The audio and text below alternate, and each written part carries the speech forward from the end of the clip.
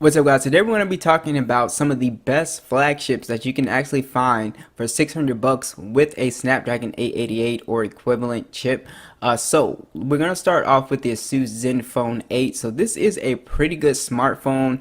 When I had it, and I really enjoyed it. It's now come down to about 600 bucks on eBay, I believe, and it's got a full premium design, glass back, aluminum frame, IP68 dust and water resistant as well, and it feels really solid in the hand. It's kind of more on the compact side, at least for 2021, at 5.9 inches, so it's a fairly comfortable phone to use with one hand. It's got a Super AMOLED display at 120 hertz, HDR10 plus, as well as 1080p resolution, 446 for the PPI. Overall, it's a really nice panel on here. You have the punch hole, great colors, really good brightness. Overall, just a really great display. Now, it is running Android 11 with the Zen UI 8. I didn't personally have a problem with Zen UI. I thought it was fine. This phone is extremely snappy with the Snapdragon 888 and Adreno 660. If you check out my gaming test, it pretty much blows through anything you could throw at it. It does get a little bit warm, but it wasn't like burning to the touch. But it can play everything maxed out.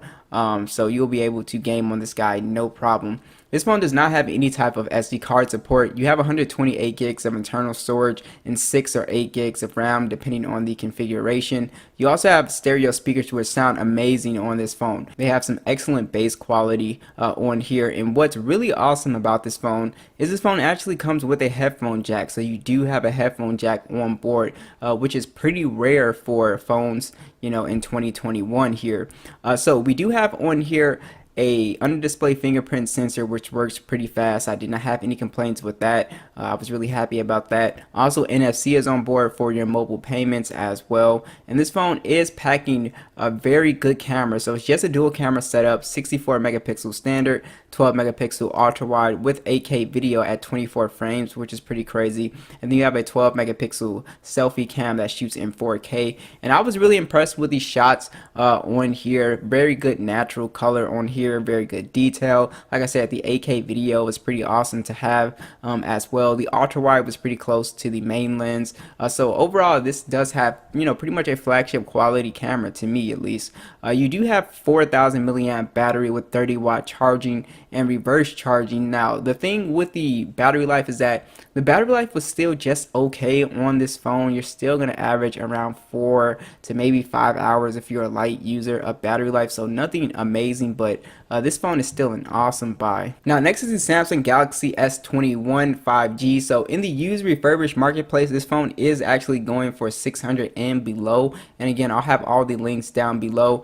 I really liked this phone when it first came out. It's got an aluminum frame and it actually has a plastic back. But why the plastic back is not such a big deal is because when you drop this phone, obviously it's not glass, so it's not going to break. So it is a bit more durable, I guess, but it still feels really nice to me. It doesn't feel cheap. It still has an IP68 dust and water resistant rating, a beautiful dynamic AMOLED display at 120 Hz, HDR10 plus, extremely bright display at 6.2 inches, 1080p 421 for the PPI. It's a display that we all know and love from Samsung. Excellent image quality on this display. The punch hole, very slim bezels. It's a very nice display. I had zero issues with the display on here. Of course, you have an Android 11 with One UI, and in the USA, it is only the Snapdragon 888 version, so that's the version, the only one I know, with the Adreno 660. Again, this is a powerful phone. You'll be able to game on here. I was able to play Fortnite, 60 frames. Pretty much anything you do on this phone, it's going to be extremely fast. So this is definitely a powerhouse. Really, all of these phones are extremely powerful. Now, unfortunately, Samsung cut the SD card support with this phone, but it does have 128 gigs of internal storage and 8 gigs of RAM. You also have stereo speakers which sound amazing, super loud bass, crystal clear sound on here. Again, no headphone jack. You do have NFC on board with the under the display ultrasonic fingerprint sensor, which is very fast. It's really just a tap and you're in, so I really like that.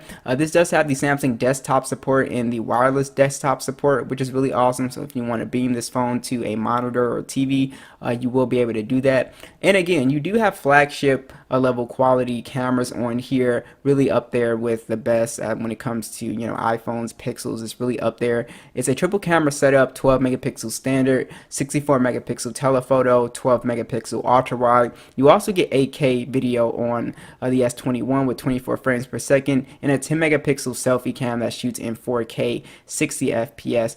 So you're getting some really nice shots on here. Great color signs on this phone. Also excellent detail. The telephoto is really awesome with the 3x zoom on here, and also the ultra wide is really close to the main lens as well. So the selfies just came out really nice. I really enjoyed the S21 cameras. Like I said, flagship level quality camera with 8K video is awesome. So you do have on here a 4,000 milliamp battery with 25 watt charging, and you also have wireless charging at 15 watts with reverse wireless charging, so you can also charge your earbuds or another phone with this phone if you desire to. Battery life is pretty good on here. I was able to squeeze around 6 to 7 hours of screen on time out of this phone, and again, I'm not in a 5G area, so you probably might get worse screen on time with these phones, but if you're just on standard 4G, then this phone does a fantastic job with battery life. Next is the OnePlus 9. Very underrated. You can pick this up brand new for 600 bucks. I really enjoyed this phone. I think it kind of got overhyped, so that's why you know, people had these huge expectations from the cameras, which I thought was pretty good. But this phone is also an extremely solid phone. Glass back, plastic frame, very nice feeling in the hand, especially if you get the right color. It's IP68, dust and water resistant, only on the T-Mobile version though, which is really strange. You do have a fluid AMOLED display, 120 Hz HDR10 plus on here, 6.55 inch display, 1080p 402 for the PPI. Beautiful display on here, super smooth. And like I said, one of my favorite thing about OnePlus phones is the skin. So Oxygen OS with Android 11 is really buttery smooth on this phone, and I love how everything is laid out. That's one of my favorite things about OnePlus phones. You do have the Snapdragon 888 Adreno 660. Again, this phone was very fast in terms of bouncing in and out of applications. I have a full gaming test. It did really well with gaming as well, so really no issues here. Again, this phone lacks SD card support. 128 gigs of internal storage and 8 gigs of RAM is on board here. We also have stereo speakers as well, which sound really loud, great bass quality. Again, no headphone jack on here. NFC is on board with a under the display fingerprint sensor. And I think this phone has very good cameras. I still think it has one of the best ultra wide cameras in any phone that I've tested. It's a 48 megapixel standard and a 50 megapixel ultra wide, and then you have a 2 megapixel monochrome lens as well, and then you have an 8K video at 30 frames per second with 16 megapixel selfie cam that only shoots in 1080p, oddly enough, which it should be in 4K. But yeah, so image quality is really good on here, and again, for a casual smartphone you know, user, I think when you take a photo, you will be more than happy with this phone. Again, if you're a smartphone, you know, camera nerd, then yeah, you compare it to the other ones, and it might lack in some areas with consistency, but overall, I was really happy with the shots that I was getting with the OnePlus 9. So you do have very good battery life on here, a 4,500 milliamp battery, and what's crazy about this phone is that you get a 65 watt charging speed. So this thing is extremely fast when it comes to charging. You can charge full, I believe, in 29 minutes, and they actually gave you the charger in the box, which is crazy, right? So you do get wireless charging as well. So OnePlus 9 is definitely a phone I would consider. Next is going to be the Galaxy S21 Ultra. This is still an excellent phone and a really good deal in the used refurbished marketplace, easily going for like 650 to 700 bucks. Some excellent deals. I still think this has a really beautiful design on here. Still has that sci-fi kind of look to it that I really like. It's aluminum frame, glass back, IP68 dust and water resistant on here. And of course, what a lot of people don't know is this phone actually does have stylus support. It's just, you know, the stylus is gonna have to be separate, but the design is really beautiful. It's built like a tank. You do have the 6.8 inch dynamic AMOLED display. It is 120 Hz HDR10 plus with a peak brightness of 1500 nits, so it's a very bright display. So it's literally one of the best displays that you can get. So it's 1440p, 515 for the PPI, so everything is very sharp.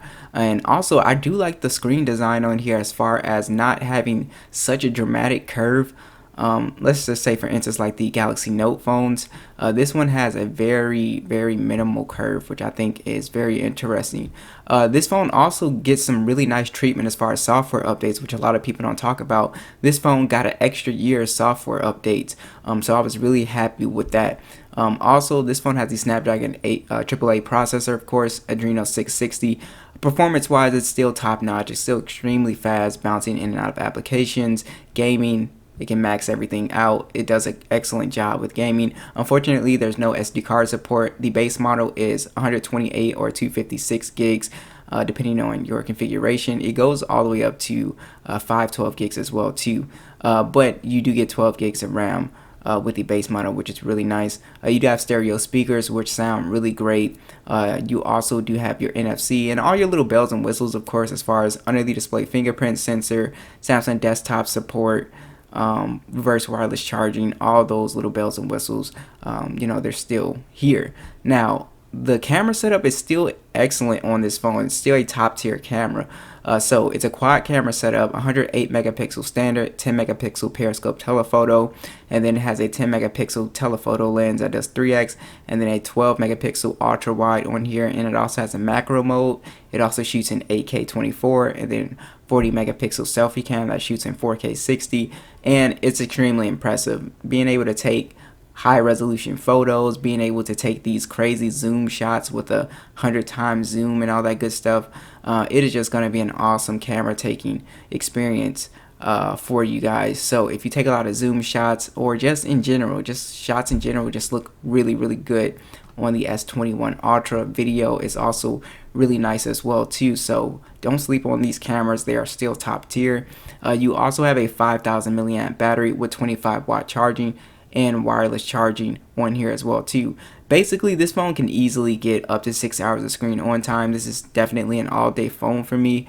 So the S21 Ultra is definitely a great pick to consider. This is going to be the Red Magic 6S Pro, another very impressive phone here. It is a gaming phone, so you do have the sort of like gaming design on here, which looks really cool. Got a glass back, aluminum frame, pressure sensitive zones on here with the sliding triggers on the back, so it's just very cool. 450 hertz touch sensing for that, built-in cooling fan with the RGB lights. It's got a beautiful AMOLED 165 hertz display, so extremely smooth, extremely responsive at 6.8 inches. It is 1080p 387 for the PPI. You are running Android 11 with the Red Magic UI, and the Red Magic UI looks fine to me. It's not anything terrible at all. You do have the Snapdragon 888 Plus chip on here, so it's just going to be a very powerful phone. Of course, you'll be able to play pretty much anything you throw at it in the Play Store. Call of Duty, Fortnite, PUBG will all max out, no problem. And then this phone does not have any SD card support, but I guess that's how they sell you up. So there's a 128 gig and then a 256 gig version. I'm assuming that's why, and they're both 12 gigs of RAM. So this phone also has stereo speakers as well as a headphone jack still, which I think is awesome. NFC is on board. You have your under the display fingerprint sensor on here as well, and then you have a pretty massive 5000 milliamp battery on here, or 5050 milliamps, and then the charging speeds is 120 hertz, not 120 hertz, 120 watts. Fast charging, which is just absolutely crazy. The international model is 66 watts, which is still very fast, very good.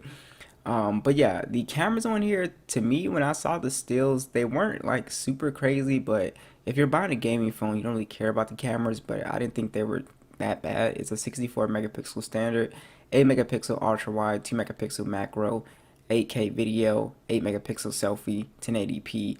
So, if you want the best camera, you would go for another phone on this list, obviously. But the cameras, from what I've seen, the stills weren't that bad. So this is another awesome phone for you guys to consider. Be sure to subscribe, and I will catch you guys in the next one.